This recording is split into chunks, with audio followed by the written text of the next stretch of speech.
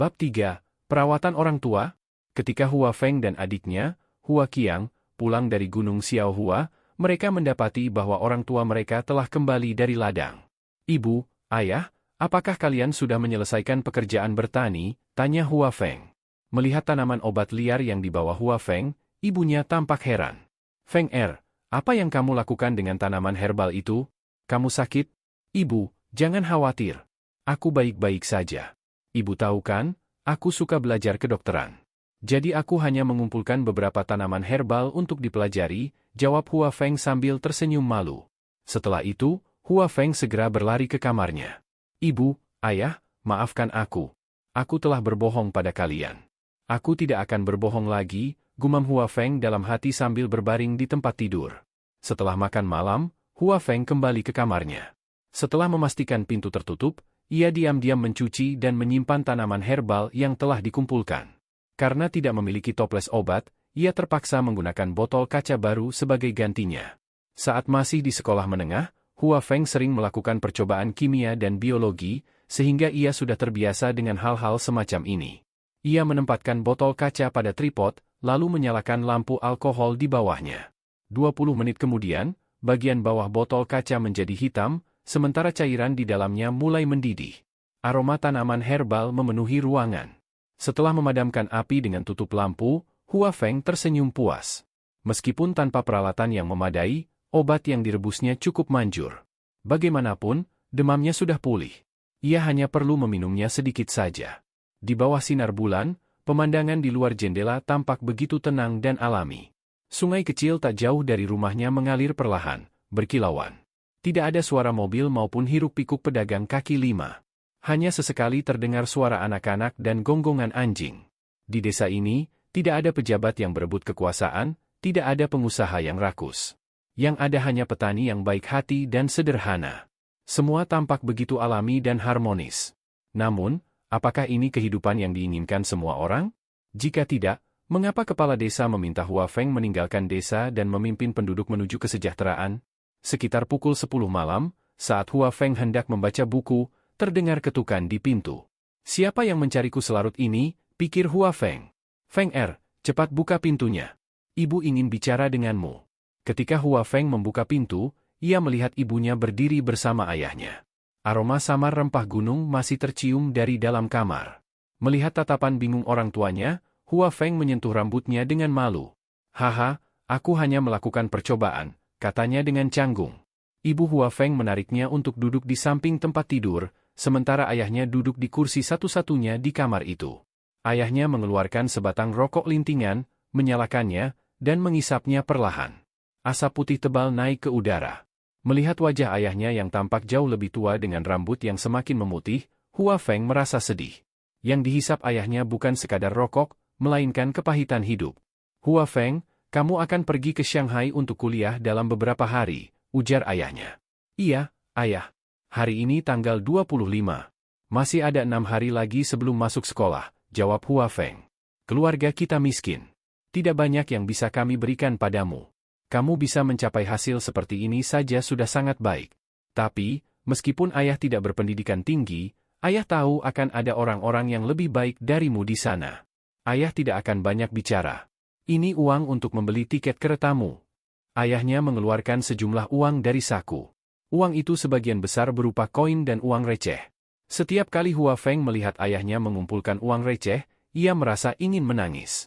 Anak-anak kota tidak tahu bahwa makan di restoran cepat saji bagi mereka setara dengan penghasilan sebulan seorang petani. Uang itu diperoleh orang tuanya dari kerja keras di ladang dan hasil tabungan mereka. Setelah memberikan uang itu, ayahnya keluar dari kamar tanpa berkata apa-apa lagi. Hua Feng menyimpan uang tersebut, lalu duduk di sebelah ibunya. Ia menatap wajah ibunya yang penuh kasih sayang dan merasa ingin kembali ke masa kecilnya, saat ia bisa menangis di pelukan ibunya.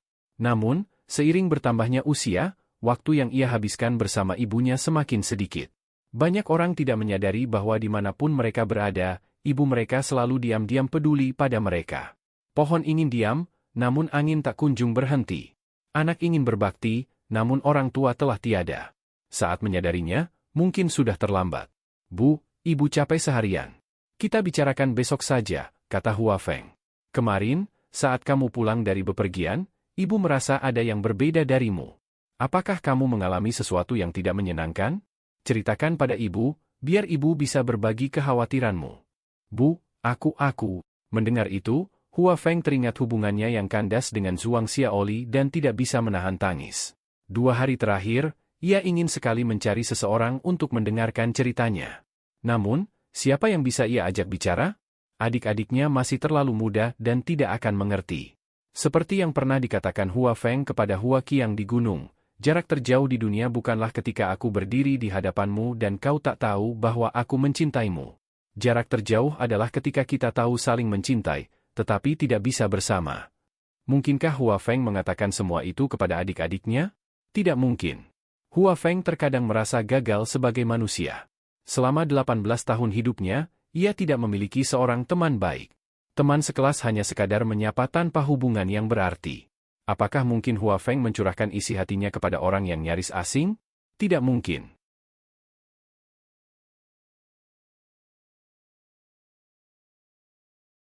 Orang tuanya bisa melakukan banyak hal untuknya, tetapi Hua Feng tidak ingin mereka terlalu khawatir dengan masalahnya. Namun kini, ibu Hua Feng telah mengetahui keluhan hatinya. Jika ibu sendiri sudah berkata demikian, apalagi yang tidak bisa ia ceritakan padanya? Tidak peduli kapan dan di mana kamu berada, kamu tetap anakku yang baik. Feng jika ada rasa sakit atau keluhan di hatimu, katakan saja padaku, ujar ibunya dengan lembut. Bu pacarku memutuskan hubungan denganku. Hua Feng akhirnya membuka isi hatinya. Ia menceritakan setiap detail hubungannya dengan Zhuang Xiaoli, mulai dari pertemuan mereka hingga keputusan gadis itu untuk menikah dengan putra komite partai kota. Hua Feng tidak memahami apakah Zhuang Xiaoli telah berbohong selama ini atau mereka memang bukan pasangan yang cocok. Dia merasa sedih karena telah memberikan segalanya, namun pada akhirnya hanya mendapat ucapan terima kasih. Haha, sebenarnya aku selalu menganggapmu sebagai saudara. Kenang Hua Feng dengan getir. Namun mengapa gadis itu memberinya harapan di awal? Hua Feng bahkan rela meninggalkan Universitas Peking demi Zhuang Xiaoli. Namun kini, tidak ada lagi yang bisa ia lakukan. Baginya, Zhuang Xiaoli mungkin sudah hidup bahagia bersama kekasih masa kecilnya. Feng apakah kamu yakin dia benar-benar putus denganmu? Tanya ibunya. Ya, Bu. Dia bahkan sudah memakai cincin. Tidak peduli apapun, gadis itu pasti akan menyesal meninggalkanmu suatu hari nanti. Dengarkan ibu, kamu sangat luar biasa. Kelak kamu pasti akan bertemu dengan gadis yang jauh lebih baik. Sekarang, tidurlah. Besok segalanya akan lebih baik. Setelah ibunya kembali ke kamar, hati Hua Feng terasa jauh lebih ringan. Malam itu, ia merasa bersyukur memiliki seorang ibu yang selalu mendukungnya. Keesokan paginya, Hua Feng terbangun saat hari sudah siang. Tampaknya ibunya telah memberitahu orang lain agar tidak membangunkannya, memberi kesempatan untuk beristirahat dengan baik.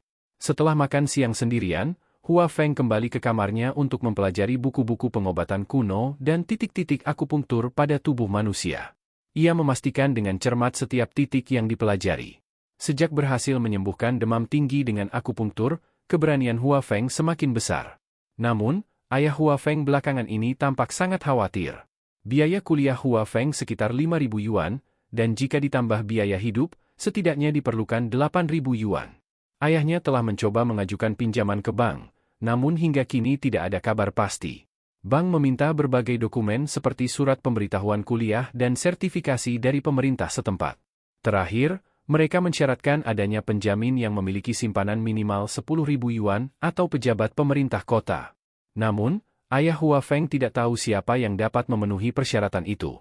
Malam itu, saat duduk di depan rumah sambil merokok, ayah Hua Feng sudah memutuskan bahwa jika bank tidak memberikan pinjaman keesokan pagi, ia akan menjual darahnya di klinik swasta demi uang.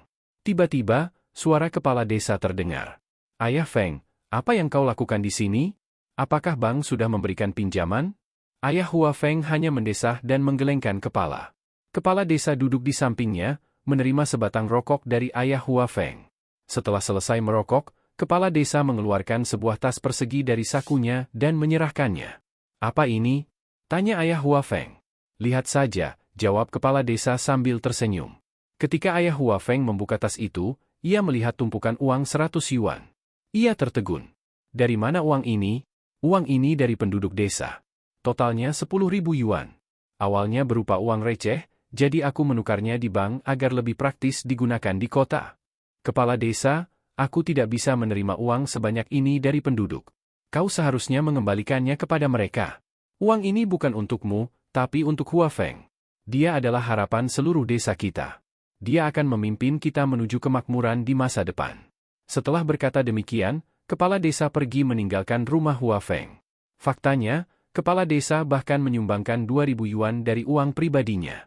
Ia tahu biaya hidup di kota besar seperti Shanghai jauh lebih tinggi daripada di desa.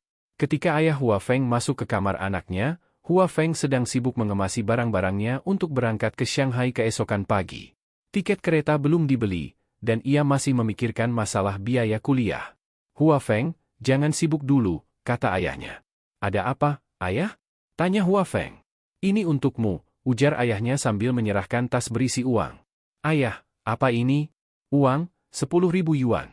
Dari siapa ayah meminjamnya? Itu semua dari penduduk desa. Ingat, saat kamu pergi ke sana, kamu bukan hanya mewakili dirimu sendiri, tapi juga seluruh desa Maan.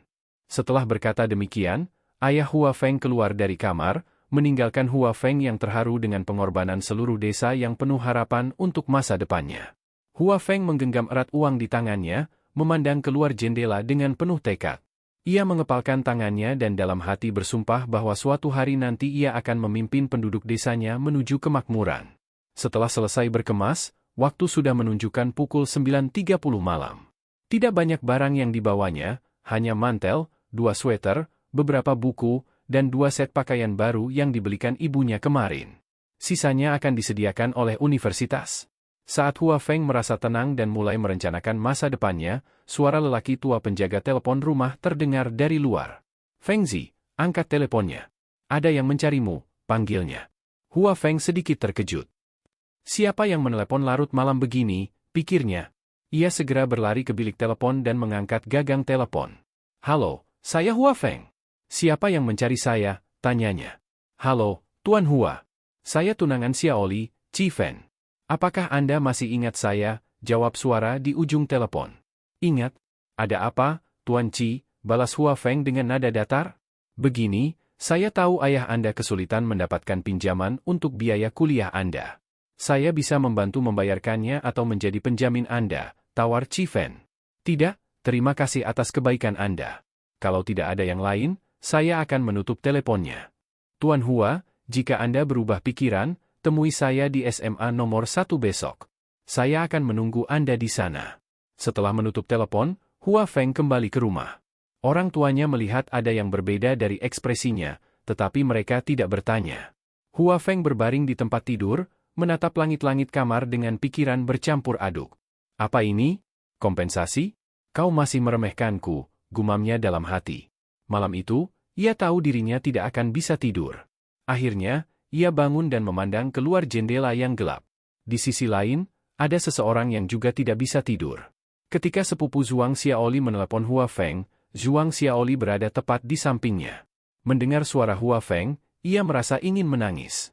Namun, ia menutup mulut dengan tangannya agar tangisannya tidak terdengar. Meskipun Hua Feng berusaha menutupi emosinya selama panggilan telepon, Zhuang Xiaoli bisa merasakan keputusasaan dan rasa tidak berdaya karena pengkhianatan yang dialaminya. Zhuang Xiaoli menahan rasa sakit yang mendalam. Ia ingin bertemu langsung dengan Hua Feng dan membantunya, tetapi tidak bisa. Mengapa orang yang saling mencintai tidak bisa bersama? Apakah ini kehendak Tuhan? Pikirnya. Bab 4. Adegan itu. Keesokan harinya, pukul 6 pagi. Ketika Hua Feng pergi mencuci muka lebih awal, dia mendapati semua anggota keluarganya sudah bangun. Hua Feng ingin berpamitan dengan penduduk desa. Bagaimanapun, mereka telah membantu membayarkan biaya kuliahnya. Kakak, mau kemana? Tanya adik Hua Feng. Aku ingin berpamitan dengan paman dan bibi. Aku akan berangkat ke Shanghai siang ini, jawab Hua Feng. Oh, mendengar itu, orang tua Hua Feng mengangguk puas, merasa putranya telah tumbuh dewasa. Ketika Hua Feng kembali ke rumah, hari sudah siang. Desa itu memiliki lebih dari 100 rumah tangga. Meski lelah, Hua Feng membawa lebih banyak barang di tangannya karena antusiasme penduduk desa. Banyak yang memberikan nomor telepon mereka, berharap bisa membantu Hua Feng di masa depan. Hua Feng merasa bingung, antara terharu atau geli. Beberapa dari mereka bekerja di Changzhou dan Huzhou, yang jaraknya puluhan hingga ratusan kilometer dari Shanghai. Hua Feng tahu kemungkinan besar dia tidak akan mencari mereka, tetapi menerima nomor itu dengan sopan demi menghargai niat baik mereka. Setelah makan siang, Hua Feng mengambil ranselnya. Ayahnya datang tergesa-gesa. Hua Feng, tunggu sebentar. Ini 2 buku kedokteran yang kutemukan saat membereskan kamarku. Bawalah dan bacalah. Oke. Hua Feng langsung memasukkan buku itu ke dalam ranselnya tanpa melihatnya. Ia tidak tahu bahwa kedua buku itu kelak akan mengubah hidupnya. Bertahun-tahun kemudian, setiap kali mengingat momen ini, ia selalu merasakan sesuatu yang berbeda. Ketika mereka tiba di pintu masuk desa, kepala desa sudah menunggu dengan duduk di atas traktor. Hua Feng, naiklah. Aku akan mengantarmu ke terminal bus Datong. Ibu, ayah, aku akan menelepon saat tiba di Shanghai. Adik, tolong dengarkan orang tua, ya. Hua Feng berpamitan. Ketika traktor mulai melaju, suara mesinnya bergemuruh keras. Raunga, raunga, raungan. Hua Feng semakin jauh dari desa Maan. Setibanya di terminal bus Datong, ia berpamitan dengan kepala desa dan naik bus menuju Suzhou. Di dalam bus, ia bertemu dengan sopir yang sama beberapa hari lalu. Anak muda, mau berangkat sekolah lagi, ya? Tanya sopir. Hua Feng tersenyum tipis. Meski sopir itu terlalu antusias, Hua Feng tetap memiliki kesan baik terhadapnya. Duduk di dalam bus, Hua Feng memandang keluar jendela, memikirkan panggilan telepon tadi malam. Ia tidak tahu harus merasa apa, tetapi satu hal pasti, ia tak akan mudah tertarik pada seorang gadis lagi. Setelah tiba di terminal bus Suzhou, Hua Feng menunggu semua penumpang turun sebelum mengambil ranselnya. Paman sopir, selamat tinggal. Aku akan naik bus Anda lagi nanti, ujar Hua Feng. Baiklah, nak. Selamat jalan, jawab sang sopir. Namun, bahkan Hua Feng sendiri tidak tahu bahwa ia baru akan kembali 2 tahun kemudian, dan kali itu dengan mobil mewah. Melihat sekolah menengah atas nomor 1 Suzhou dari kejauhan, Hua Feng memilih untuk tidak mampir. Ia tahu bahwa jika datang ke sana, ia bisa mendapatkan bantuan uang puluhan ribu yuan. Namun, rasa jijik dan harga dirinya menahannya. Jika ia menerima itu, ia merasa akan kehilangan martabatnya. Di stasiun Suzhou, antrean tiket sudah panjang. Hua Feng ikut mengantre selama 1 jam hingga akhirnya tiba gilirannya. Permisi, apakah ada tiket ke stasiun Shanghai untuk besok? Tanya Hua Feng. Ya, mau tiket yang mana? Cepat, jangan lambat, ujar petugas wanita dengan nada tidak ramah. Tiket tempat tidur atas. Ini surat penerimaan saya. Petugas itu membaca surat penerimaan Hua Feng dengan cermat, lalu menatapnya dengan rasa tidak percaya. Bagaimana mungkin pemuda berpakaian lusuh ini diterima di Universitas Jiao Tong Shanghai? Meski begitu, tatapannya tetap penuh hinaan. Tiket pelajar, 150 yuan, teriak petugas. Bukankah seharusnya 75 yuan, setengah harga? Tanya Hua Feng. Tiket tempat duduk saja yang setengah harga. Tiket tidur diskonnya hanya 20%. Kalau mau, bayar saja, jangan banyak tanya, jawab petugas dengan ketus. Hua Feng mengeluarkan uang yang diberikan orang tuanya. Sambil menghitung uang, ia menyerahkannya kepada petugas. 10 yuan, 20 yuan, 150 yuan. Petugas itu menyerahkan tiket dengan ekspresi sinis. Dasar siswa miskin, gumamnya pelan. Meski suaranya lirih, orang-orang di sekitarnya tetap mendengar. Namun, tidak ada yang berani bersuara, karena tiket kereta hanya dijual di sana. Seorang pekerja migran yang berdiri di dekat Hua Feng akhirnya tidak bisa menahan amarahnya. Dasar brengsek, kau melayani rakyat seperti ini? Apa salahnya jadi miskin? Apa salahnya jadi pekerja migran? Di tempat kerja kami sudah dipandang rendah, sekarang beli tiket pun kau hina, bentaknya. Petugas tiket terkejut dan buru-buru kembali menjual tiket tanpa banyak bicara. Tentu saja Hua Feng tidak menyaksikan kejadian ini. Setelah mendapatkan tiket, ia duduk di ruang tunggu, menanti keberangkatan kereta pukul 10.55 malam. Bosan menunggu, ia mengeluarkan buku kedokteran dan mulai membaca. Di tempat lain, Zhuang Xiaoli sedang menunggu di SMA nomor 1 Suzhou bersama sepupunya, Zhuang Jing. Sepupu, aku sudah menunggu seharian, tapi belum juga melihat kakak iparku. Dia tidak akan datang, kan? Keluh Zhuang Jing. Tunggu sedikit lagi, jawab Zhuang Xiaoli dengan suara lirih. Sejak pukul 6 pagi mereka sudah berada di sana. Namun, hingga pukul 10 malam, Hua Feng tidak kunjung datang. Zhuang Xiaoli ingin sekali bertemu dengan Hua Feng, tetapi tidak berani menampakkan diri. Air matanya mulai mengalir. Ayah, sepupuku dan aku masih di SMA nomor 1. Tapi kami belum melihat Hua Feng, ujarnya saat menelepon ayahnya. Anakku, dia tidak akan datang. Pulanglah.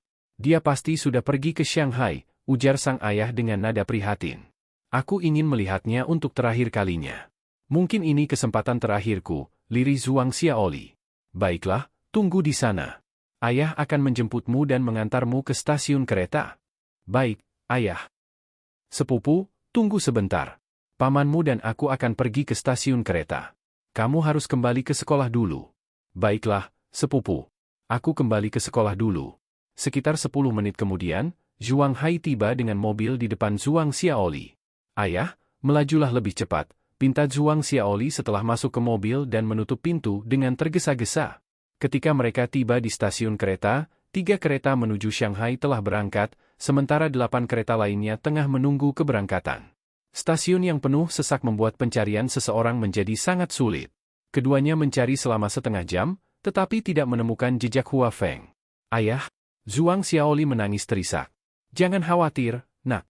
Ayo kita ke ruang pemantauan, ujar Zhuang Hai menenangkan. Di ruang pemantauan, petugas langsung memberi izin ketika melihat kehadiran Zhuang Hai, yang merupakan wali kota. Direktur Biro Kereta Api Suzhou berdiri terpaku, mengira ini adalah inspeksi mendadak. Namun, ketika melihat Zhuang Xiaoli terus menatap layar monitor dengan cemas, dia mulai menyadari bahwa ini bukan kunjungan kerja biasa. Pukul 10.40 malam, Hua Feng dan para penumpang lainnya sudah naik ke kereta yang berangkat 15 menit lebih awal. Kereta mulai bergerak perlahan menuju Shanghai. Hua Feng menatap keluar jendela, tetapi sosok yang ia cari tidak terlihat. 3 tahun? Apakah sesederhana itu untuk melupakan? Zhuang Hai dan Zhuang Xiaoli tidak menemukan Hua Feng karena dia telah pergi dengan kereta itu. Ketika kereta terakhir menuju Shanghai hendak berangkat, Zhuang Xiaoli kehilangan harapan. Ia menatap Zhuang Hai dengan putus asa dan menangis sambil menutupi wajahnya. Jangan menangis, nak. Aku akan mencarikannya untukmu, janji Zhuang Hai. Setelah meminta petugas memutar ulang rekaman kamera pengawas, mereka akhirnya menemukan adegan saat Hua Feng membeli tiket. Namun, pemandangan itu membuat Zhuang Hai marah. Direktur Li, bagaimana bisa Anda punya karyawan seperti itu? Tanyanya dengan nada tajam. Direktur Biro Kereta Api Suzhou berkeringat dingin melihat rekaman tersebut. Zhuang Xiaoli yang melihat rekaman itu menangis semakin keras. Wali kota, saya. Direktur Li tergagap mencari alasan. Anda urus sendiri masalah ini. Bagaimana mungkin seorang petugas layanan publik bisa bersikap begitu sombong? Bagaimana dia bisa melayani masyarakat dengan baik? Keesokan harinya, berita tentang penjual tiket perempuan itu tersebar di surat kabar dan mendapat kritik tajam dari seluruh kota. Dalam semalam, ia dipaksa mengundurkan diri. Yang menyedihkan adalah penjual tiket itu bahkan tidak tahu siapa yang telah ia sakiti. Lebih ironis lagi, sikap buruknya kepada seorang pelajar yang ia anggap miskin telah menjadikannya selebriti yang dikenal karena arogansinya. Bab 5. Pengobatan. Saat kereta melaju perlahan, Hua Feng berbaring di ranjang atas, memandangi kawasan kota Suzhou yang semakin menjauh. Ganti tiketmu, ganti tiketmu. Matikan lampu dan istirahatlah setelah 10 menit, seru kondektur dengan suara lantang sambil berjalan menyusuri gerbong. Setelah tiketnya diganti, Hua Feng berencana untuk tidur karena ia tidak bisa beristirahat semalam. Namun, baru sekitar 1 jam tertidur, ia terbangun oleh suara percakapan. Di ranjang sebelah kanan, seorang pria makan biji melon sambil mengobrol dengan 2 orang lainnya. Sementara itu, di ranjang bawah, seorang anak laki-laki berusia sekitar 5 atau 6 tahun menangis keras. Orang tuanya berusaha menghiburnya, tetapi tangisan si anak tak kunjung reda. Hua Feng mengusap matanya dan menunduk tak berdaya. Ia tahu tidak akan bisa tidur lagi. Maka, ia mengeluarkan senter kecil dari tas dan bersiap membaca 2 buku pemberian ayahnya. Namun, ketika lampu menyala, ia melihat wajah anak yang menangis itu dan menduga bahwa anak tersebut sedang sakit. Orang tuanya tampaknya belum menyadarinya dan mengira anak itu hanya rewel. Hua Feng turun ke ranjang bawah dengan membawa senter kecil. Setelah mengamati lebih dekat, ia semakin yakin dengan dugaannya. Paman, Bibi, adik kecil ini sakit, kata Hua Feng dengan serius. Bagaimana mungkin? Kepalanya tidak panas, jawab ibu si anak dengan ragu. Bagaimanapun, Hua Feng terlihat terlalu muda dan tidak tampak seperti seorang dokter. Jika kalian percaya padaku, aku bisa menyembuhkannya. Melihat wajah orang tua yang ragu, Hua Feng menambahkan, aku tidak akan meminta uang kalian. Setelah memperhatikan lebih saksama, Hua Feng menemukan tanda-tanda penyakit pada anak tersebut, bintik putih kecil di wajahnya, dahi yang tegang, serta posisi tangan yang memegang perut. Makanan apa yang dia makan terakhir kali? Tanya Hua Feng. Sepertinya tidak ada yang aneh, jawab ibu si anak dengan gugup. Setelah memeriksa denyut nadinya dan memastikan normal, Hua Feng akhirnya berkata, adik kecil ini punya banyak cacing gelang di perutnya. Cacing itu menyerangnya dengan cepat, menyebabkan sakit perut yang parah. Apa yang harus kami lakukan? Tanya ayah si anak dengan cemas. Karena tidak ada obat di kereta, Hua Feng memutuskan untuk menggunakan akupunktur. Paman, bibi, aku akan melakukan akupunktur untuk mengobatinya. Aku butuh bantuan kalian. Para penumpang yang mendengar ini langsung terdiam, penasaran dengan metode pengobatan yang dianggap misterius itu. Bantu aku melepas pakaian adik kecil ini. Ada yang punya anggur? Tanya Hua Feng. Seorang pria paruh baya mengeluarkan sebotol ergoto yang belum dibuka. Paman, tolong buka botol ini. Siapa yang punya korek api? Seorang pemuda menyerahkan korek api. Setelah semua persiapan selesai, Hua Feng menenangkan diri. Pegang tangan dan kakinya, perintahnya. Orang tua si anak mengikuti instruksinya. Hua Feng menuangkan anggur ke tisu bersih dan membersihkan titik akupunktur di pinggang si anak. Ia kemudian menyalakan korek api dan membakar jarum perak hingga memerah sebelum menusukkannya secara hati-hati ke titik akupunktur. Si anak meronta seperti disengat lebah, tetapi orang tuanya menahannya dengan erat. Setelah prosedur selesai, keringat bercucuran di dahi Hua Feng. Para penumpang tertegun menyaksikan keterampilan medisnya. Tolong ambilkan kantung plastik besar, pinta Hua Feng. Ayah si anak buru-buru mengeluarkan kantung plastik dan menyerahkannya. Hua Feng menutup mulut si anak dengan kantung tersebut. Tak lama, si anak mulai muntah-muntah, mengeluarkan cacing gelang yang masih bergerak. Setelah selesai, Hua Feng membuang kantung itu ke tempat sampah dan mencuci tangan. Ketika kembali, ia melihat si anak telah tertidur dengan tenang. Orang tua si anak mengucapkan terima kasih dengan penuh rasa syukur. Penumpang lain menatap Hua Feng dengan kagum.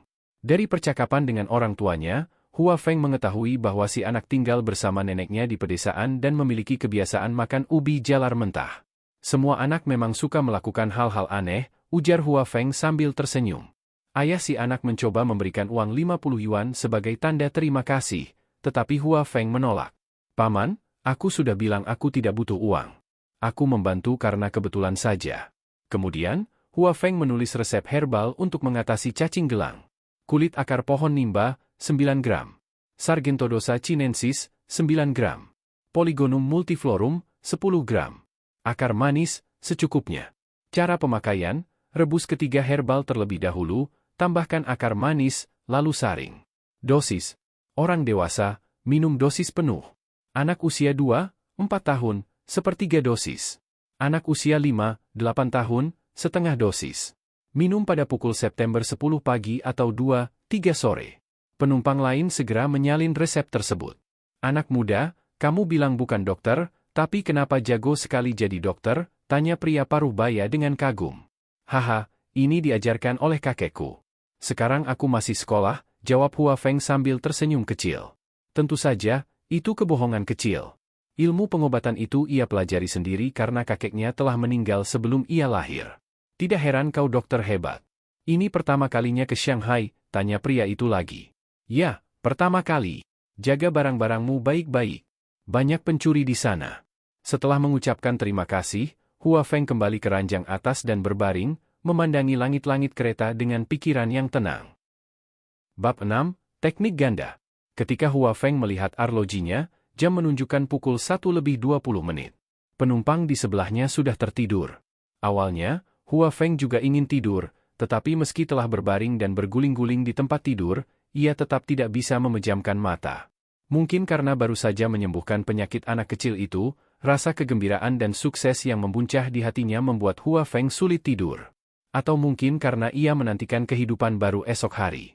Tanpa disadari, Hua Feng kembali teringat pada Zhuang Xiaoli, mengenang momen-momen bahagia yang pernah mereka lalui bersama.